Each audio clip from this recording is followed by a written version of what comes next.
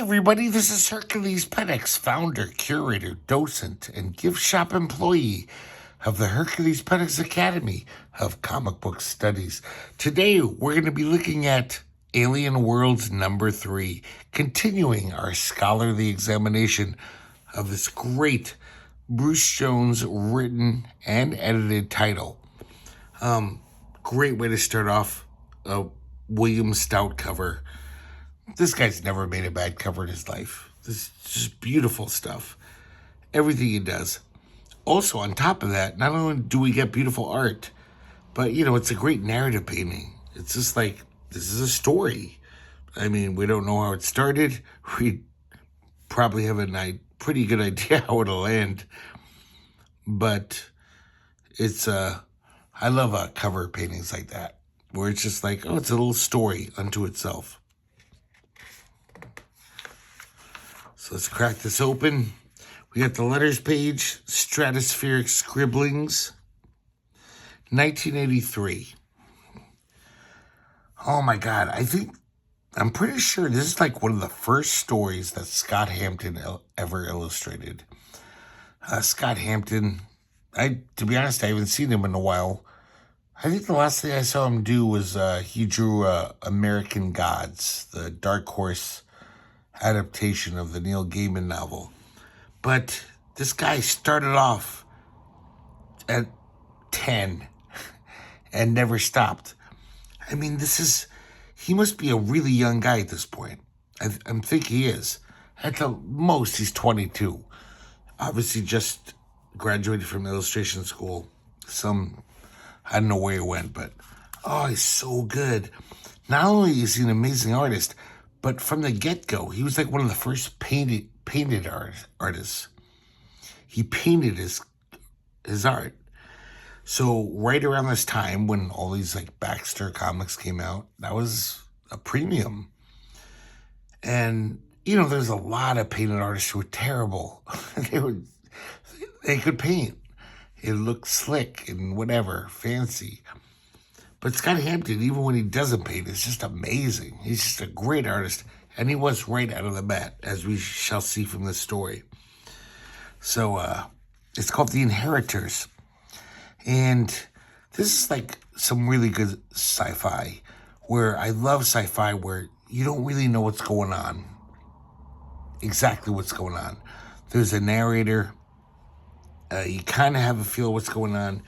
Bruce Jones is the master of this. His sci-fi stories, as we've seen and we will continue to see, he's so good at just like, an unreliable narrator, if you will. Not that this guy is pretending to be someone he's not, but we don't quite get what's going on. Apparently, what we can discern from these first few captions is that Earth has totally been messed up. Humans have dropped the ball, just like we're doing now. It's just been turned into a piece of shit. These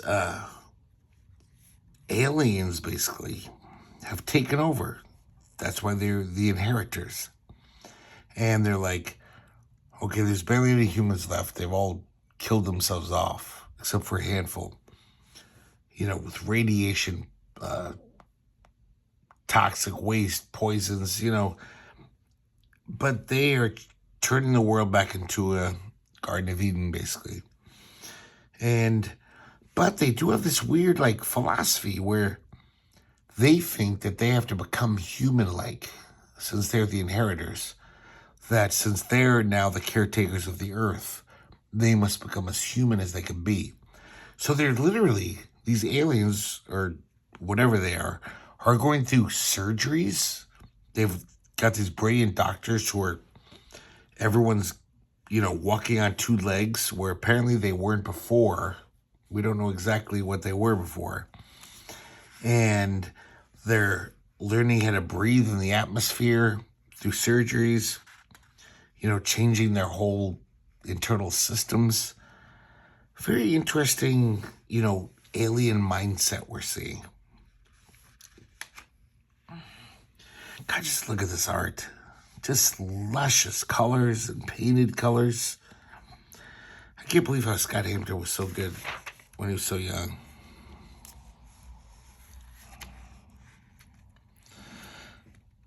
So, and they talk about a lot about how they have to relinquish any ties to our homeland, any memories of whence we came. Every now and then, one of the few kind of poisoned humans, because you know the Earth has been turned into a wasteland, so they're all kind of like half dead, you know, or poisoned with radiation and such. But they're humans, you know, they're violent little fuckers like we are. And every now and then they pop out of the woods and just attack. And these aliens are so pacifist. They just don't do anything. They just wait till the guy's tired after he kills 4 or 5 of them. And they either die quietly, their systems succumbing at last to the nuclear poisons swimming within.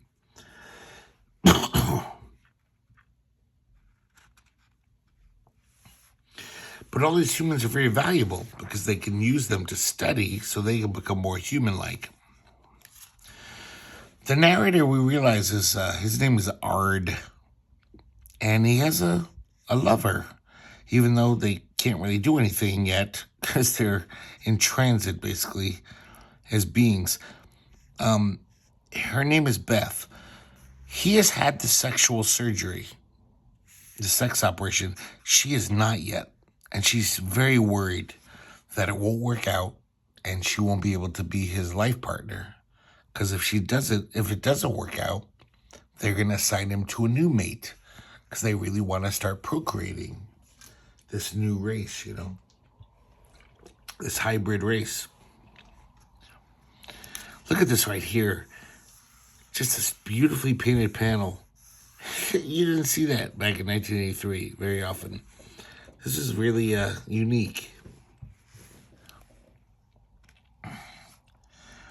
And we get more cryptic stuff about, you know, the elders talking about our old songs. You can't sing them anymore. We must be human. We've changed the lyrics to make them more earthling-like.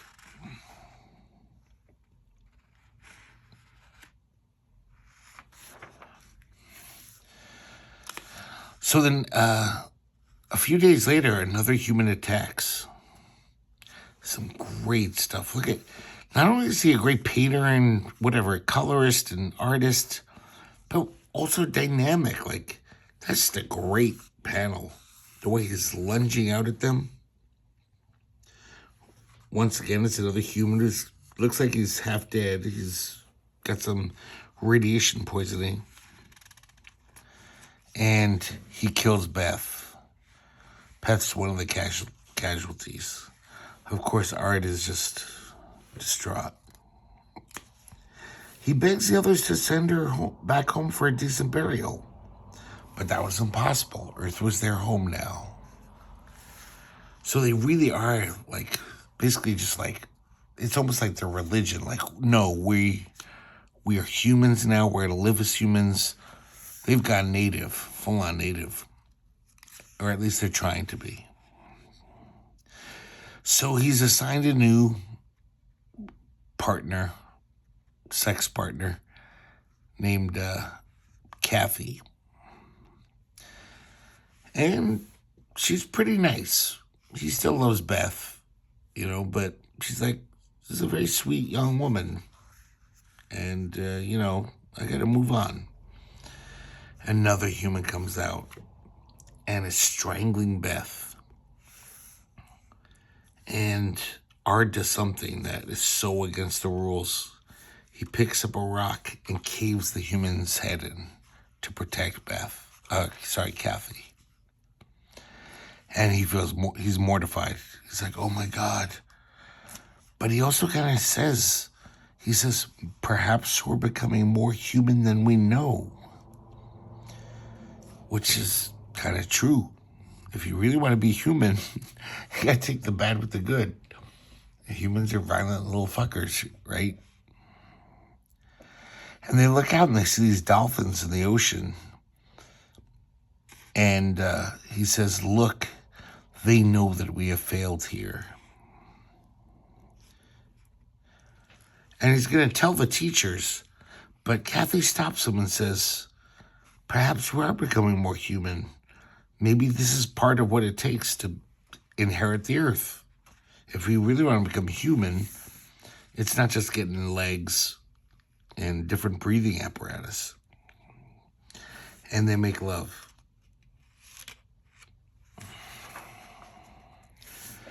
The next day, there's a big meeting on the beach. And I guess the next day, after this, the elder says, tomorrow you will undergo the final operation, linking you forever with the human race. The operation to seal your breathing holes. So today, the last day, you can enjoy whatever, the ocean. And everyone jumps into the ocean. They take the collars off their breathing holes and they can breathe freely. And they frolic in the ocean. And we realize that they're not aliens from another world. They're the dolphins of our world. They always say that, I don't know if it's true, but dolphins are as smart as us. Their brains are as big as us. So apparently the dolphins, when they saw that humans had ruined Earth and were almost dying off, they came out of the oceans to do this. And it's quite a twist. I didn't see it coming.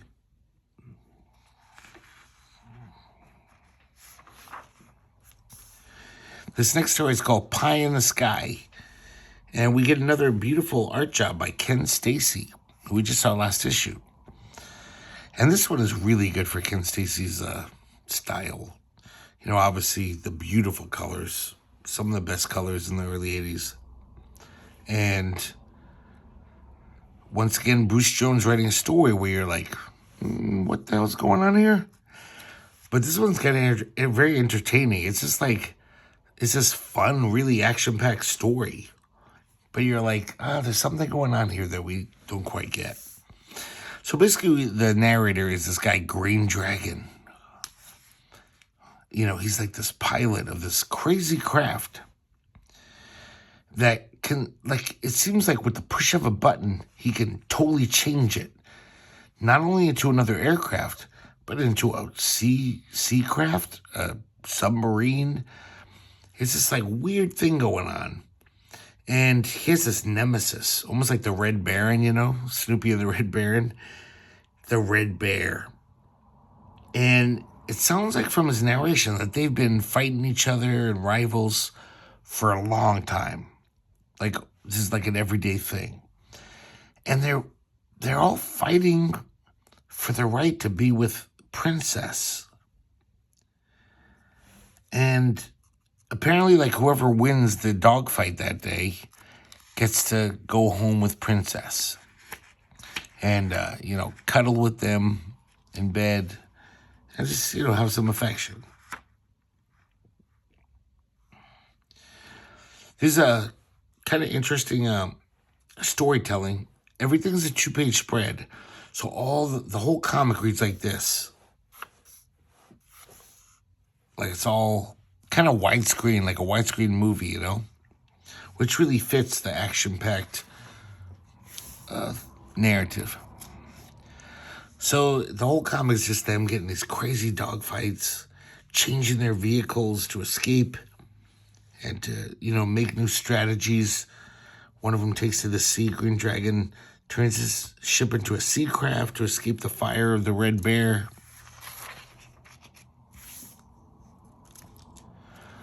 Yeah, once again, boop, boop, boop. I like the design of the Red Bear's helmet.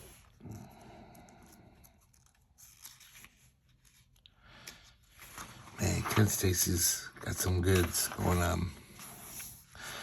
And then, after all of this fighting, changing their crafts into many different things, Red Bear radios to Green Dragon. And he says, can't hold her, blacking out. Bobby, help me. And Green Dragon, Bobby, takes off his helmet. And we realize that the whole thing was virtual reality. He actually lives in this, post-apocalyptic world. And he runs down to Dan. Dan is the Red Bear. He runs down to Dan's place through rubble-strewn streets. It's obviously this, shitty world, And Dan says that it's my heart. I didn't want to tell you. I didn't want to admit it. But I'm a goner. But then the last words he says, the purple button.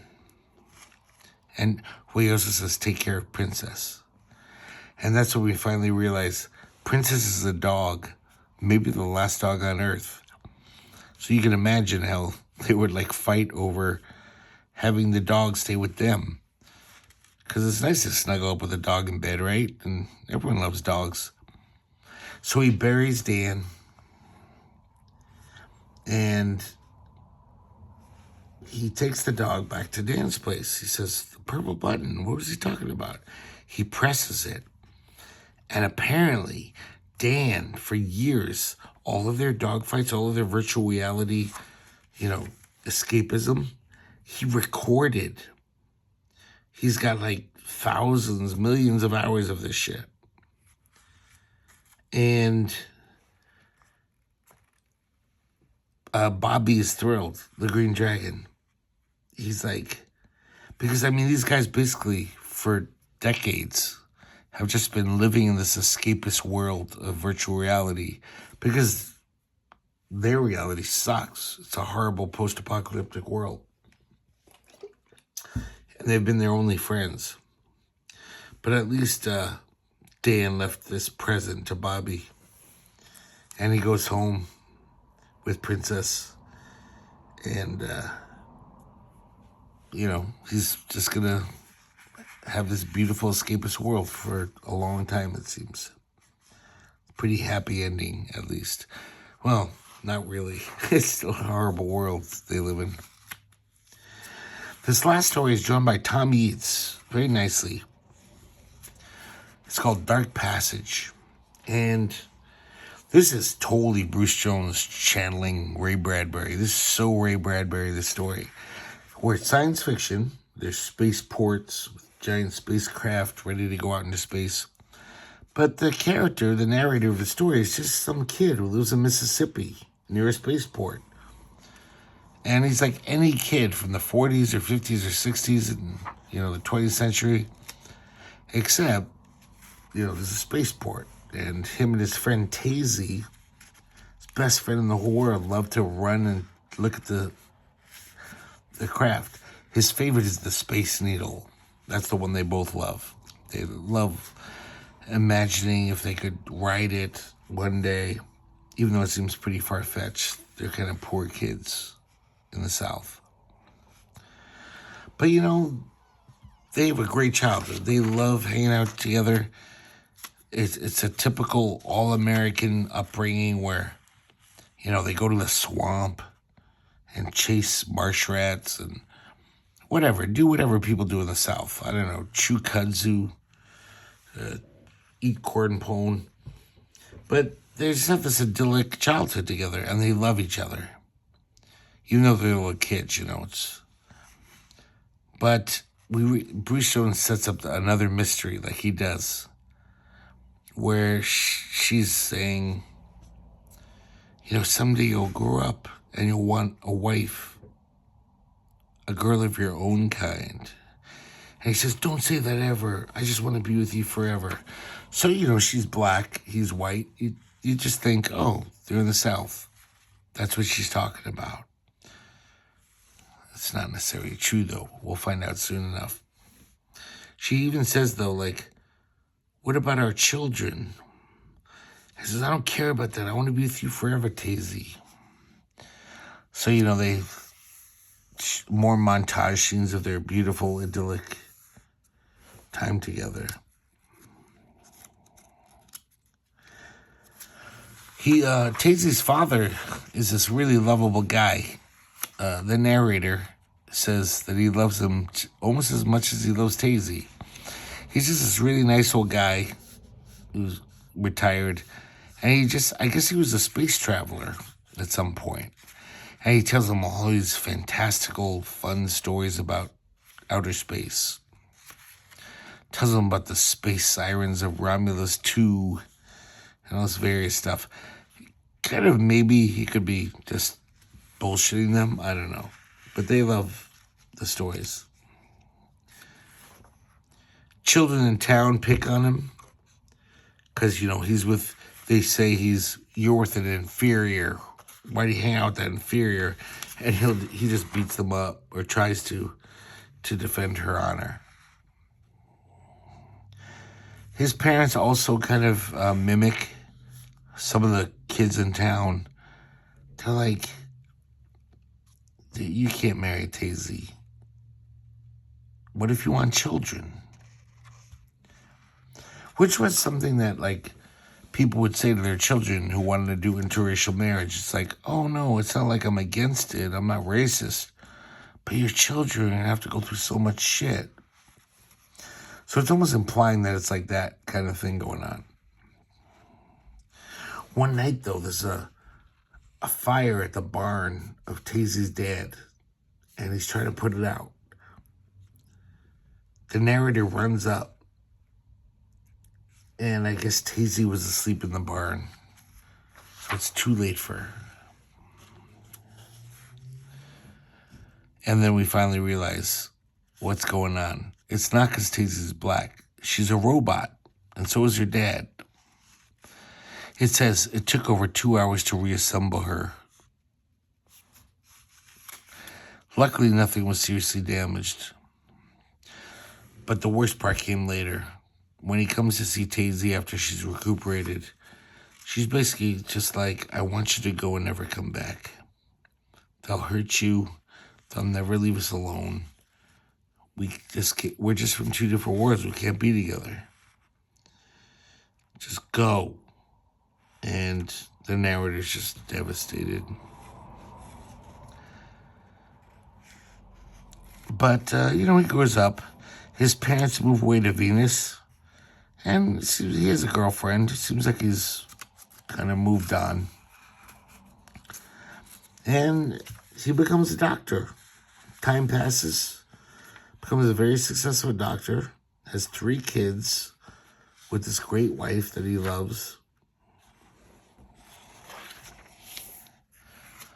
But his 40th birthday, his 40th year, there was a medical convention in Mississippi. So he's like, I'm going to go. And now he breaks away from the convention for a day to go visit Taisy's dad, his house. And he's still there, looking great. And he says that Taisy's pretty much gone. The government's terminating all the robots on Earth, starting with the youngest people. It's almost like people on Earth got so tired of looking at all these robots who never grew old while they were growing old. And they're just like, let's just dismantle these fuckers. It's too depressing. So it turns out that Taisy's in his barn. So they did get Taisy, the authorities, and they wiped her brain. But then the father did some kind of commander raid or something. They don't tell us. And he got Taisy back. But she's just been a vegetable, basically, for 10, 15 years. And I guess in the future, when you're a doctor, you know a lot about robot physiology, how to fix robots. So he's just like, leave me be, I'll figure it out. I know everything about robots.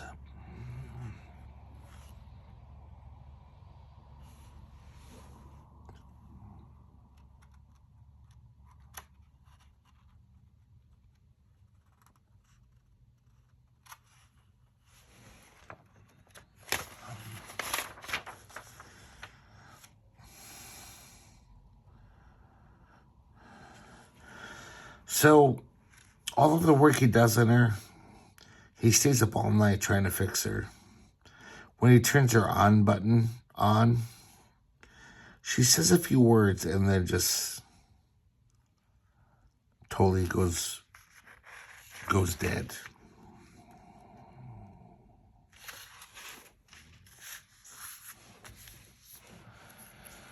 So then the father is kind of happy. He said, I haven't had hope in years, but just seeing her talk a few words, it's like I realize that she's gonna live on forever in my memories, or at least as long as I'm alive. And I gotta say, that sounds kind of corny, right? But, I guess I'm a corny guy, but I know what he's talking about. Like, because as an atheist, I don't believe in any afterlife. It's kind of hard to deal with death. If you're a believer, someone dies, you can totally be like, oh, they're in a better place. I'm going to see them as soon as I die. I'm going to join them in this great afterlife full of, cotton candy and cartwheels and whatever. But, as an atheist, you don't believe in that shit. You can't. I wish I could. I would love to believe in heaven. But I don't know. It's hard to believe, but I'm too smart for that. I'm, not that dumb. I wish I was. But I totally know what this guy's talking about. Like, I've lost people in my life that I've loved, and there is some solace in the idea that, yeah, they will live on, at least as long as I'm alive. Whatever unique thing that made them who they were, I remember that. Like, my dad was an amazing guy. I don't know anyone that had dad like my dad. Almost everyone I know hates their dad or hated their dad when they were alive. My dad was just a fucking saint. He was just this really smart, sweet guy. It's kind of rare for dads. He was an amazing man. And I remember how he was. And I know it's not as good as having him here. But I know I'm never going to see him again in some fucking fantasy land, But I can remember him. And yeah, it's corny. But I kind of related to this whole little panel here where he's crying with joy. He's like, just getting to hear her talk again. I realize that, like, she'll always live on in my heart, in my memory, who she was. So the narrator leaves the father. And as he's driving back to the spaceport, he realizes the Space Needle is back. The Space Needle was, like, dismantled years before. It was, like, outmoded. But I guess people missed it. That was the spaceship that him and Tazy loved to look at and fantasize about. So he gets out of the taxi cab and runs through the beautiful, sweet grass. And he says, I ran for me and Tazy. Really, really sweet little story. Very Ray Bradbury-like, definitely. But I don't know. Yeah, I can totally imagine a lot of people are like going, ugh, how sappy. I don't know. I thought it was sweet. And I'm kind of a hard-bitten old fuck, so I kind of liked it, though. So there you go, guys. Alien Awards number 3, another great issue of this Bruce Jones title. So I guess probably in a week or so, we'll get to number 4. I hope you're enjoying these.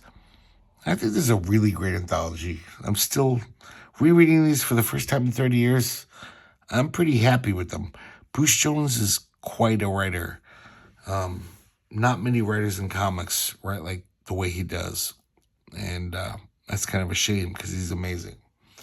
So, hope you enjoyed this, and I hope to see you next time here at the herculespetix Academy of Comic Book Studies.